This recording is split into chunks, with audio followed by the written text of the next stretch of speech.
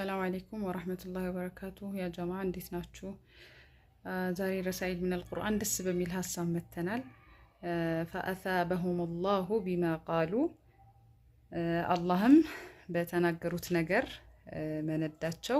ወሉዒኑ ቢማ ቃሉ ባሉትም ነገር ረገማቸው ይላል። ላ ተስተሂን ቢልከሊማቲ አበደን በንግግር ውስጥ የምታወጣቸውን ቃላቶች ቀለል አድርገህ አትመልከት። ከሊመቱን ዋሂዳ ቀድ ተቁዱከ ኢለል ጀና አንዲት ንግግር ወደ ጀነት ታመራሃለች። ወኡኽራ ቀድ ተቁዱከ ኢለናር አንድ ንግግር ደግሞ ወደ እሳት እንድታመራ ታደርግሃለች። ቃለ ነቢዩ ሰለላሁ ዐለይሂ ወሰለም ሊሙዓዝ ወሁወ የሺሩ ኢላ ሊሳኒሂ ረሱል ሰለላሁ ዐለይሂ ወሰለም ወደ ምላሳቸው እያመለከቱ ለሙዓዝ ምን አሉት?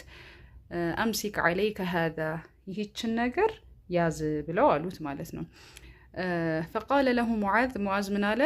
አወ ሙአኺዙነ ነሕኑ ቢማ ነቁሉ ያ ረሱለላህ እኛ በምንለው ነገር እንያዛለን እንዴ ወይም እንጠየቃለን ወይ እንደማለት ነው ብሎ ሲጠይቅ ፈቃለ ለሁ ተቂለትከ ኡሙከ ያ ሙዓዝ አንተ ሙዓዝ ሆይ እናትህ ትጣህ። ያው እናትህ ትጣህ የሚሉት ረሱል ሰለላሁ ዐለይሂ ወሰለም እንዴ ታዲያስ እንደማለት ነው። ወሀል የኩቡ ናሱ ዐላ ውጁሂሂም ፊናሪ ኢላ ሐሳኢዲ አልሲነቲሂም ታዲያ ሰዎች ወደ እሳት በፊቶቻቸው የሚገቡበት መንገድ ምንድን ነው? አንዱ በሚናገሩት ነገር የሚያጭዱት ነገር እኮ ነው እሳት ውስጥ የሚያስገባቸው። እና ይሄ ፖይንት በጣም ትልቅ ፖይንት ነው አይደለ? ባለፈው ወቁሉ ሊናሲ ሁስነን አይተን ነበር። ለሰዎች መልካም መናገር እንዳለ ሁሉ ሰዎችን ለማበሸር አይደለ? ላለመዘለም ምናምን ብለን ነበር የምናስበው። የዛሬው ርዕስ ደግሞ ምንድን ነው?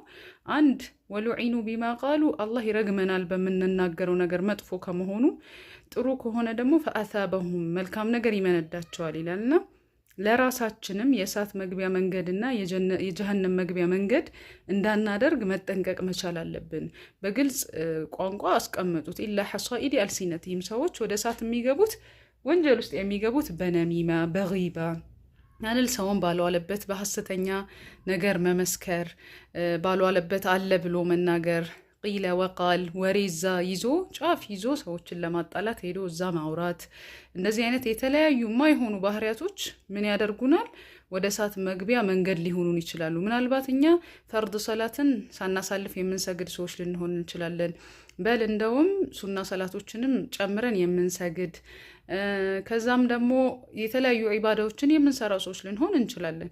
ግን ምንድነው የምንሰራቸውን ስራዎች በንግግሮቻችን እናበላሻቸዋለን ማለት ነው። በተቃራኒው ደግሞ ዒባዳ ላይ ግዴታ የሆኑ ነገሮችን እየሰራን ሱናዎች ላይ እንኳን ተዳክመን ግን ደግሞ ለሰዎች ጥሩ ነገር በመናገር ራሳችንን ከሐሜት በመቆጠብ ከጊባ ከነሚማ ሰዎችን እዛዚ ከማጣላት ቂለ ወቃል ምናምን እንደዚህ አይነት ነገሮች ስንቀንስ ሜይቢ የጀነት መግቢያ መንገዳችንም ሊሆን ይችላል። ስለዚህ ስለምሰግድ ስለምቀራ ብቻ እኔ ጀነት ነኝ ወይም ጀነትን የማግኘት እድሌ ለእኔ ሰፊ ነው ብለን አናስብ። አኽላቃችንንም መፈተሽ በተለይ በንግግሮቻችን ላይ ወሳኙ ፖይንት መሆኑን ያሳያል ማለት ነው። በጣም ከባድ አያ ነው። ፈአሳበሁም ላሁ ቢማ ቃሉ ሜይ ቢ በሄድኩበት ቦታ ስለ አላህ ማወራ ሰዎች ሞር ራሳቸው እንዲ ላይ አፕዴት እንዲያደርጉ ማደርግ ከሆነ ምን ይሆናል? አላህ በዛ ነገር ምንዳ ይሰጠኛል ማለት ነው። ካልሆነ ግን ሄጄ ሰዎችን ከሰዎች በማጣላት የሰው ስም በሄድኩበት ሁሉ ገሌና እየሻት በቃ ምንም ጂምም ሊሂድ የተለያዩ ቦታዎች እድር ላይም ሊሂድ በቃ ስብስብ የተባለ ቦታ ላይ ሁሉ ርዕስ አርጌ ሰዎችን ሀያት ማነሳ ሰው ሊነሳ በማይፈልግበት መንገድ ባይዘው። ይሄም ደግሞ በጥሩ መንገድም ሊሆን ይችላል። ለምሳሌ ልጅቷ ሐፊዝ ከሆነች ምናምን እንዲወራባት የማትፈልግ ከሆነ ሄዳችሁ በመልካም ነገር እንኳን ብታነሷት እሱም እንደ ሐሜት ነው የሚቆጠረው። ስለዚህ ምንድን ነው ያለን አማራጭ? ሰዎች በመልካም ብናነሳቸውም ሊከፋቸው ስለሚችል በሌሉበት ቦታ ላይ በምንም አይነት ርዕስ አድርገን ላለማንሳት መጠንቀቅ መቻል አለብን። ምክንያቱም የጀሃነም መግቢያ ሰበብ ስለሚሆነን። እኔም ባወራሁት ኢንሻአላህ እናንተም በሰማችሁት የምትጠቀሙ ካፋችን መልካም ነገር የሚወጣ በመልካም ንግግራችን ደግሞ ወደ ኸይር ወደ ጀነት የምንመራበት መንገድ አላህ ያድርግልን። ሰላም አለይኩም ወረሕመቱላሂ ወበረካቱሁ።